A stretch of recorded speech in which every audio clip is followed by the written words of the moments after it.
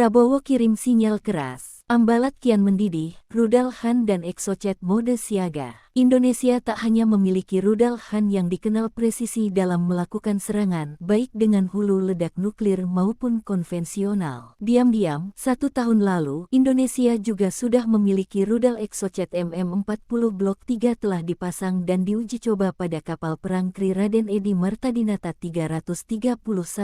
Kri Raden Edi Martadinata 331 merupakan kapal perang TNI Angkatan Laut yang beroperasi di Karimun Jawa hingga Natuna dan Ambalat. Rudal Exocet buatan Prancis ini dirancang untuk peperangan anti kapal permukaan. Hal ini dipamerkan saat latihan tempur di perairan pada Desember tahun 2025 silam. Bahkan pakar militer Zaki Saleh dalam artikelnya yang dimuat Air Times baru-baru ini, meminta militer Malaysia melakukan hal serupa karena kekuatan kedua rudal tersebut. TNI memberikan sinyal keras kepada Malaysia dan negara tetangga, terutama soal Ambalat. Hal itu terlihat dari foto-foto di markas Batalion Artileri Medan ke-18 sejak tanggal 1 Agustus tahun 2025 memamerkan sistem kendali rudal Han. Diketahui, Ambalat tengah memanas di dunia maya dan parlemen. Terlebih setelah Menlu Malaysia Muhammad Hassan menghapus istilah Ambalat dengan Laut Sulawesi. Penyebutan ini memantik protes dari DPR RI maupun dari rakyat Indonesia. Presiden Indonesia Prabowo Subianto menyinggung ingin melakukan kerjasama ekonomi dengan Malaysia di Blok Ambalat lewat mekanisme pengelolaan bersama atau joint development. Contoh masalah Ambalat kita sepakat sambil kita saling menyelesaikan masalah-masalah hukum, kita juga ingin mulai dengan kerjasama ekonomi yang kita sebut joint development, kata Prabowo. Anwar Ibrahim juga sepakat dengan mengatakan permasalahan di Blok Ambalat harus segera diselesaikan.